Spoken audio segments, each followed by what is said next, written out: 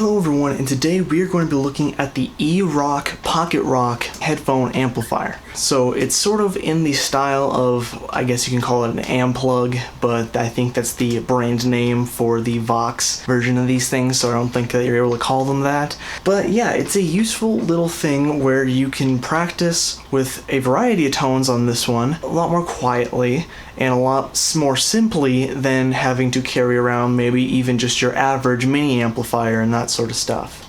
So this was sent to me by the company, so thank you to EROK for that. They had a few things they wanted me to talk about first, which is just, some of the features. So the first thing they want me to mention is literally the portability of it.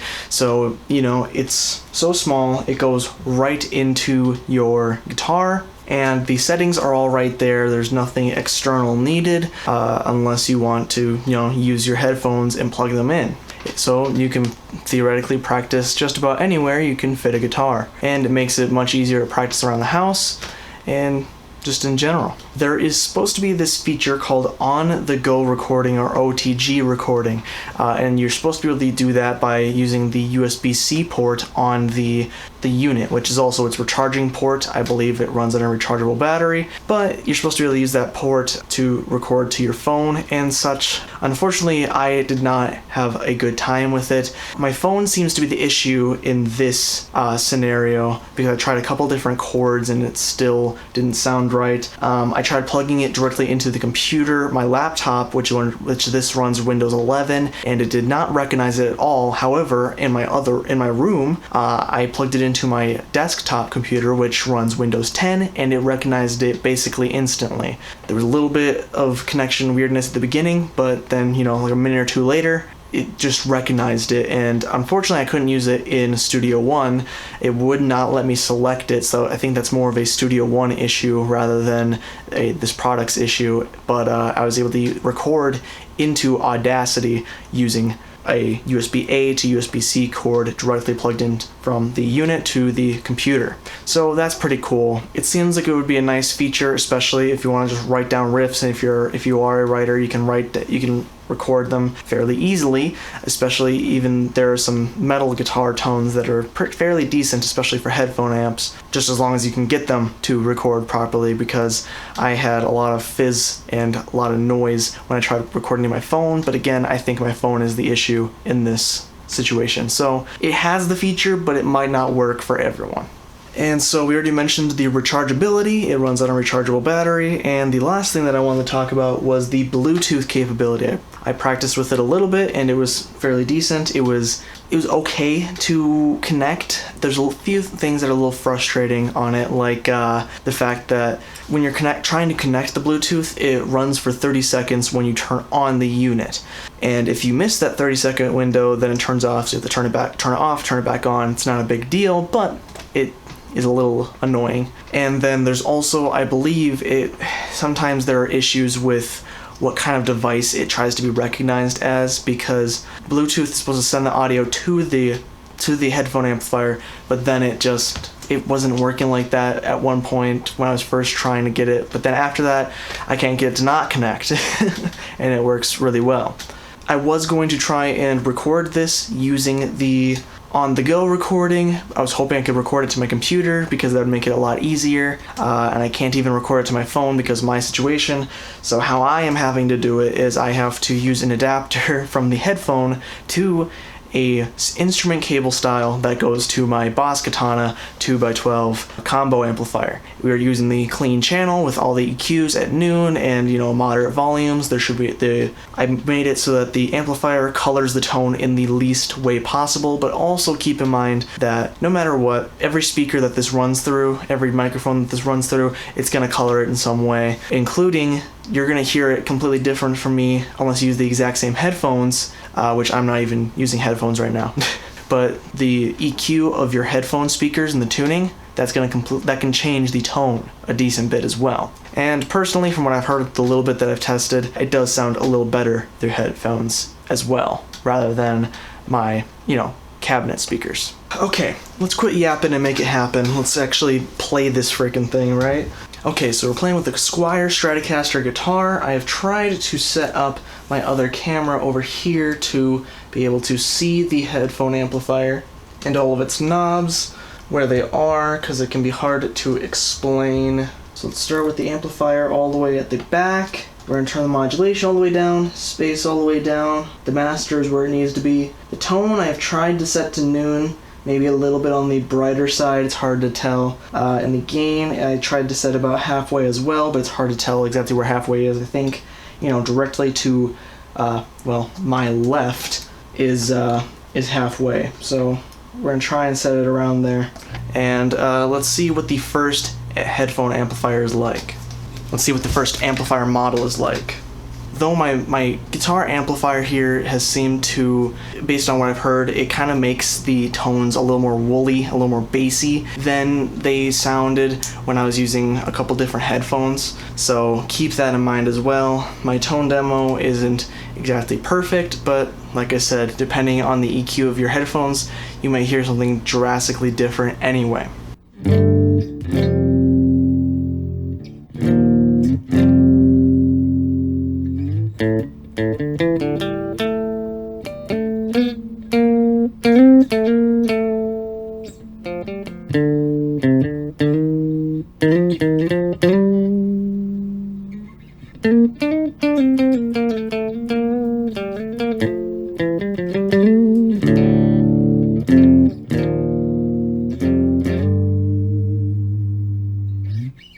Okay, so just your basic clean amp on the first one. Let's go to the next one.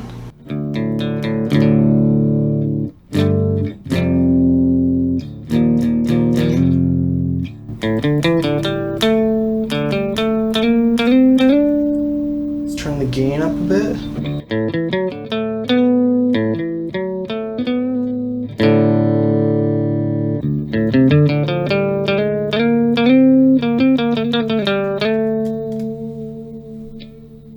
Turned the gain up to try and get the most character out of the amplifier. I don't know if that's exactly the right term or even logic, but I really wanted to try and get the definition of the amplifier out so I could tell, what it's really all about, what its characteristics truly are.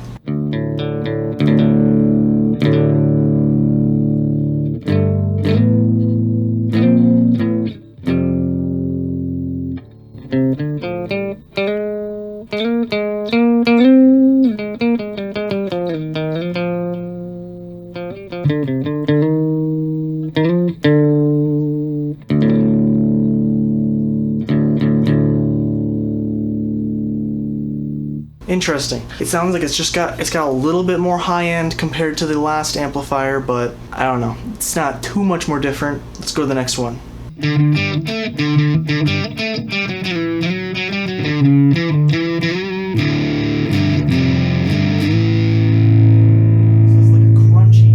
So this is like a crunch amplifier.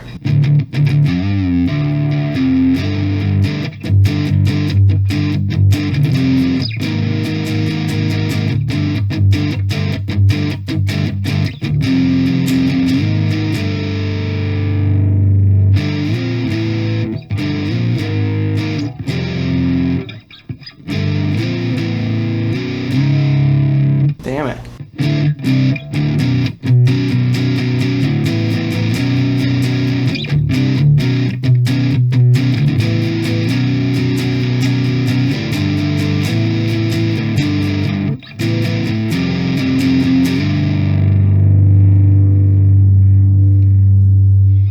It says that the volume is really low on the recording. However, in the room there's quite a bit of bass to this channel. But then again, like I said, my amplifier seems to add quite a bit of woolliness and bassiness to the sound that I was hearing before. Decent little overdrive channel. Let's turn it down a little bit. Let's turn it down halfway and see what there is to hear from that.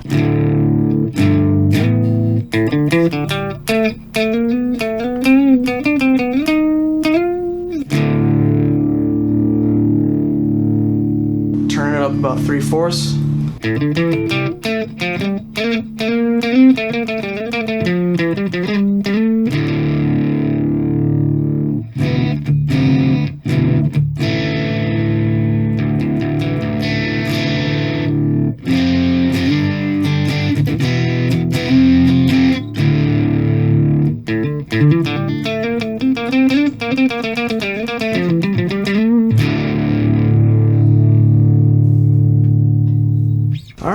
pretty cool. You can get a nice overdrive tone going there. Next, getting a bit heavier.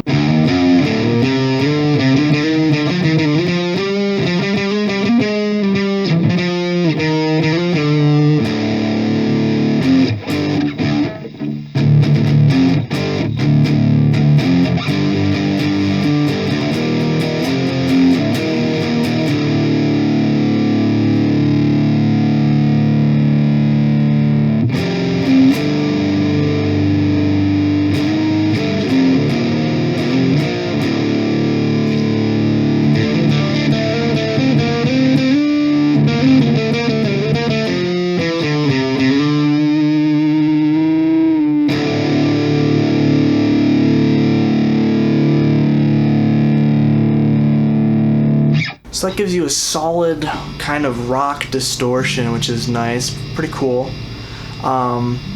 As the gain starts to go up, there's like a noise clamp.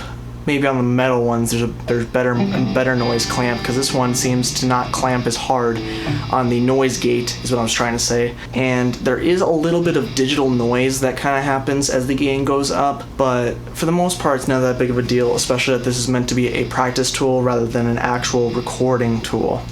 So let's move to the next channel.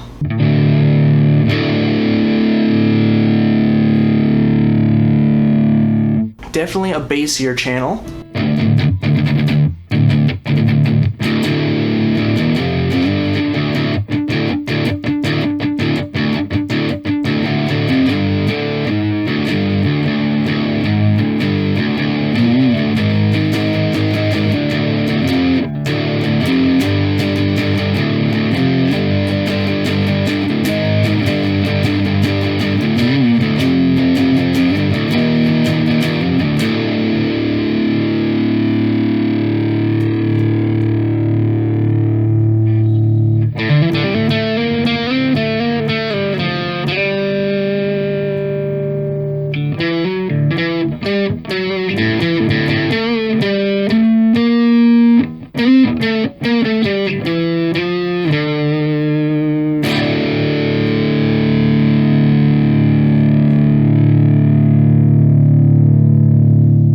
Very interesting. So that is, I keep using woolly as a term, but it sounds like, you know, when you're putting, you know, cloth in front of a speaker, and it kind of dampens the tone, gives it more bass. And that one certainly has more bass than before.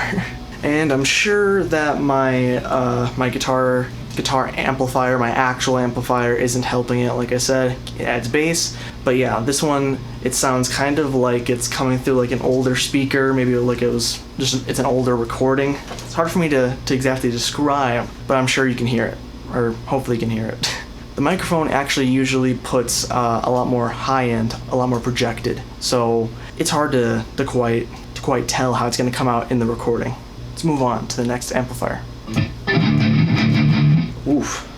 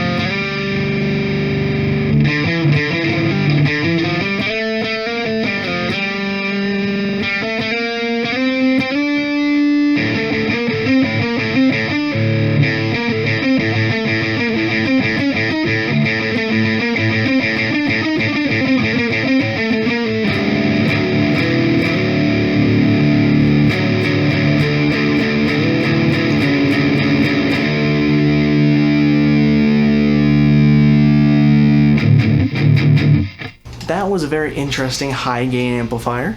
Maybe I should turn the tone up just a little bit. Turned it up a little bit, trying to maybe get a little more high end out of it, because again, it seemed pretty bassy, but that is also probably due to my amplifier. I don't know why. I assume maybe they did some tonal shaping compared to, you know, how it sounds in headphones. The headphones might need a bit of boost in the bass, but actually a lot of headphones are too bassy, so I don't know. Either way, I'm hearing a lot of good stuff, so let's keep going. Oops, I think I went too far. Oh. Now that is a high-end amplifier, you know, not much bass in that.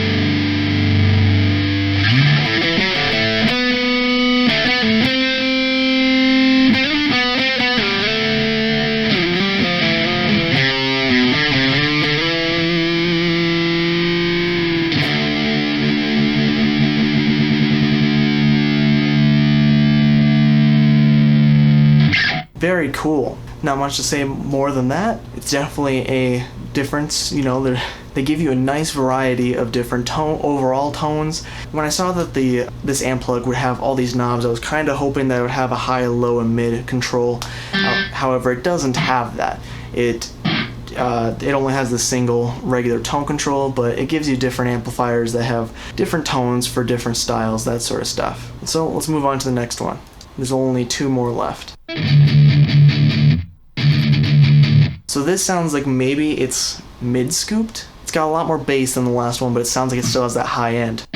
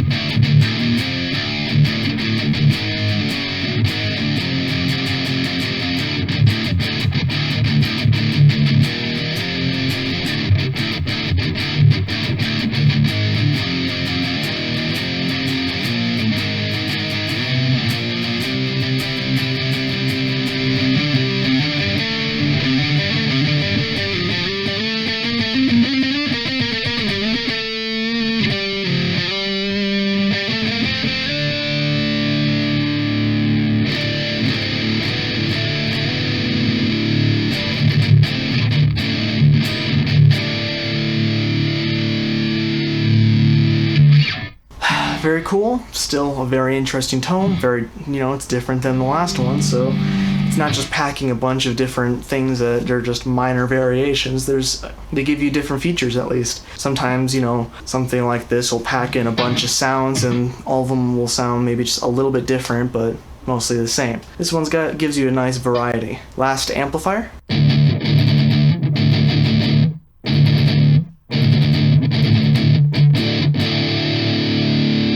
So this one sounds like maybe it's instead of being mid-scooped, it's a mid-pushed amp. Because it's got that kind of whistly tone a bit.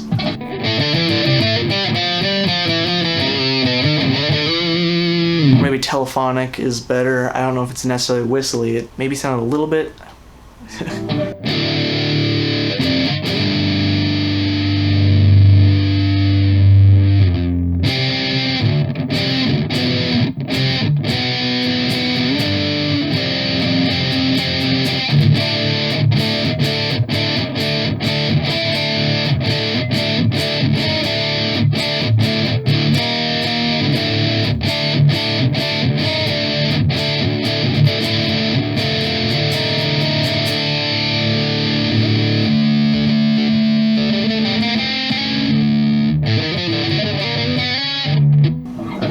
I don't remember that.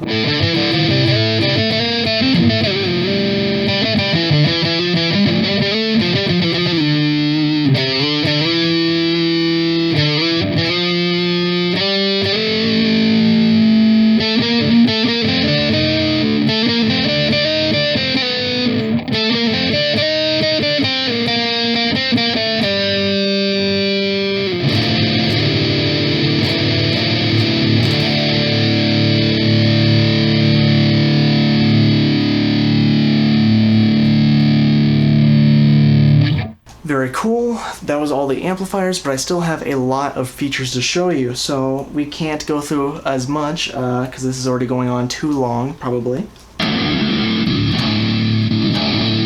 It's hard to pick. I want to show a clean and a distorted tone, but I gotta find the right ones for, you know, that will just demonstrate it the best. We'll go with this, hopefully. Anyway, so we have our modulation effect right here, which it kind of does the spider, line 6 spider effect wheel thing, where it has multiple effects on the same wheel. So once you turn it far enough, it switches to the next effect. I'm not a big fan of this style, but it gets the job done, especially when you're working on something actually this compact. So let's try and turn the modulation all the way up as far as it can without it switching.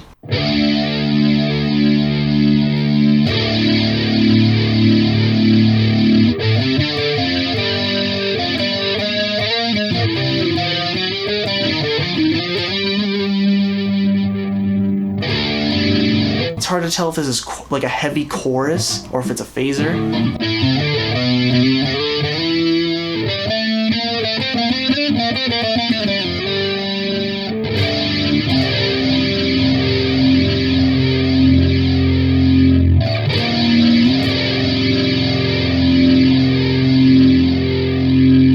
It's still really cool modulation, whatever it is, but I can't quite tell which it's actually meant to be. Let's turn this to a clean amp. I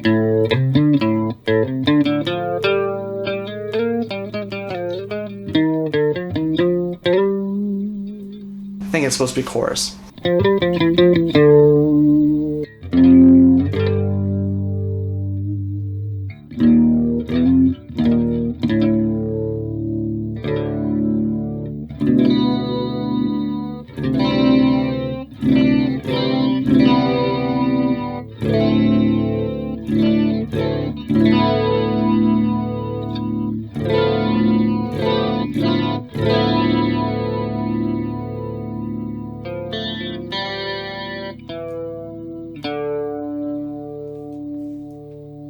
Very cool. Let's move on to the next effect. Try and turn it as far up as I can, but it's hard to tell.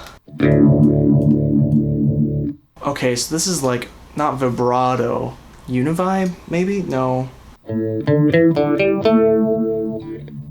Yeah, I think it is. I think it is vibrato. Might be a term that I'm forgetting though.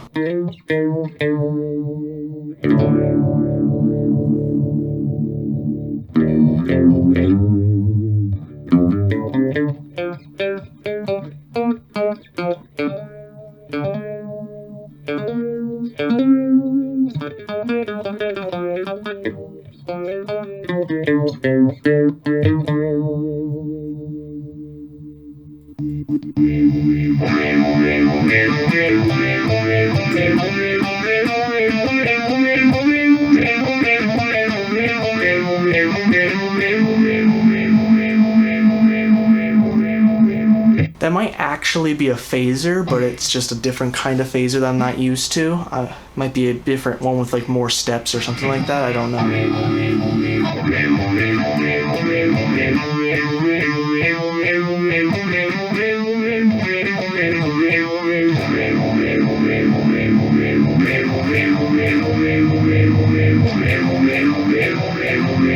Alright, I've had enough of that actually, honestly.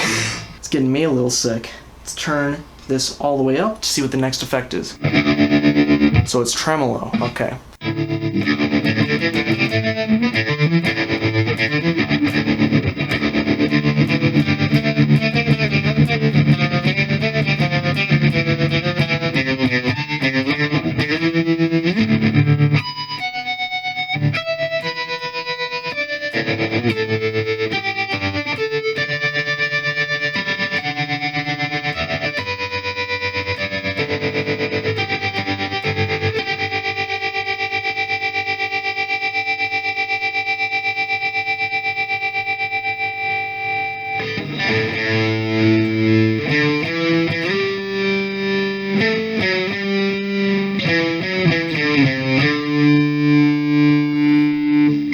So that's part of the reason why I don't like these style of things, because usually they're controlling multiple parameters when you turn it up, because this not only is the speed getting slowed down, but the amplitude, meaning how much it fades in and out, is also being changed. So, you know, there's pluses and minuses, but you can at least experiment a little bit with them, see if you sort of like what you hear, and if it's intriguing, and then you can get an actual pedal and then start, you know, investing in other things. Anyway, that was all of the modulations. So now we have what's called space, and this is controlling different ambiances. So let's try and turn number 1 all the way up.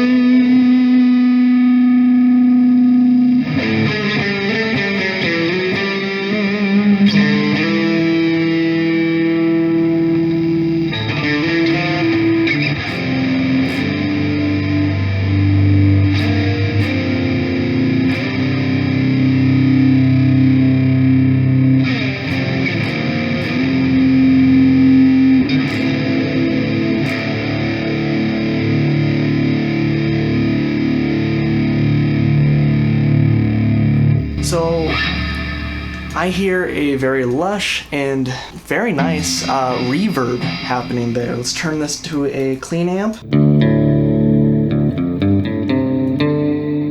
can hear it really good here.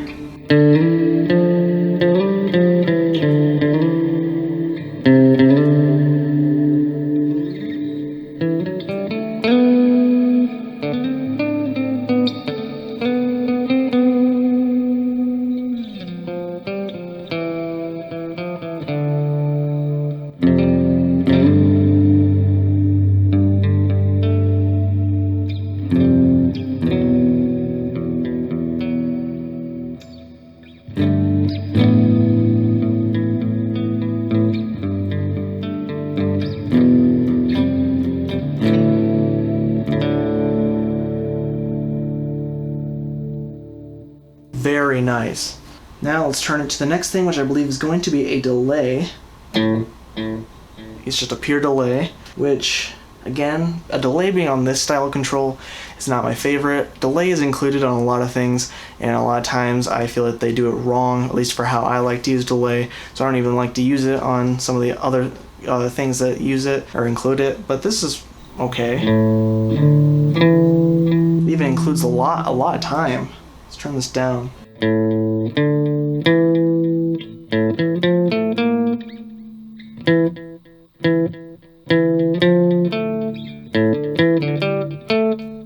So it changes quite fast.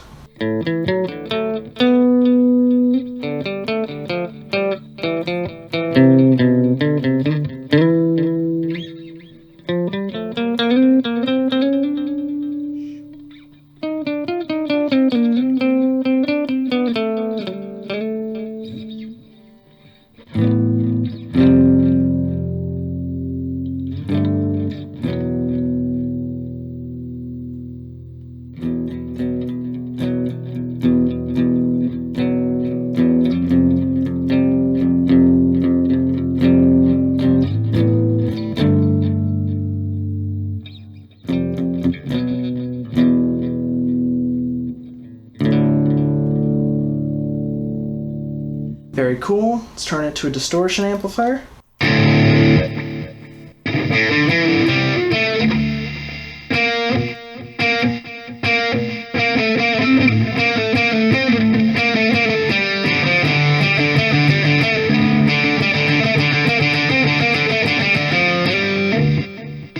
With the distortion, it's really hard to get enough volume with the delay.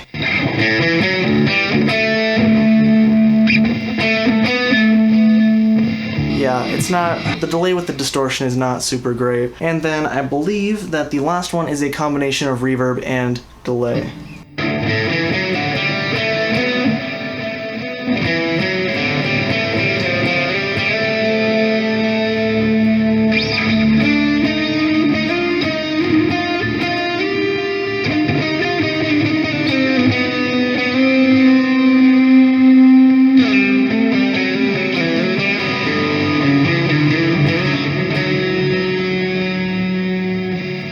Still hard to hear the delays a bit, so let's turn it to a clean channel again.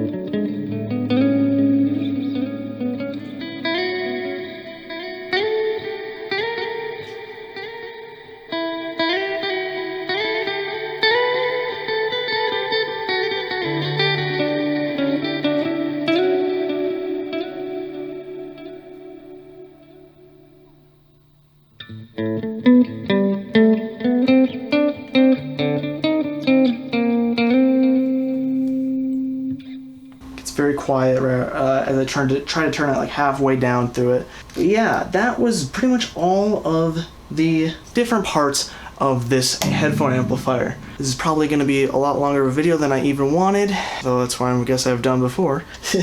The one thing that I forgot to mention is that I have a small gripe with the construction of this. Overall, the thing feels good. The knobs feel very firm, and it all feels nice, even when you try and leave this in a position. However, when you try and fold this up, and you put it like so, it doesn't show the controls. It covers up the controls. Now, I don't know if you would why you would exactly want that if you just want to if you're just playing and you don't want to bump the controls. But to me, usually, if you want to have it up against the guitar, you want the controls, and then it's just not, so that it's just not hanging out.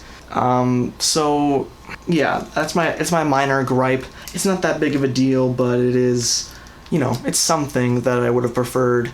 The jack looks like it has a little separation. I don't know if you can see that on that camera, and it looks like you might be able to rotate it, but I don't think so. I tried, and it definitely did not feel like anything was supposed to move. So yeah, I didn't bother trying anymore. So I'm not quite sure how the recording turned out, but I imagine that it would be a little bassier than it actually was meant to be, except for that one distortion channel. That thing was, that one was you know, very high end.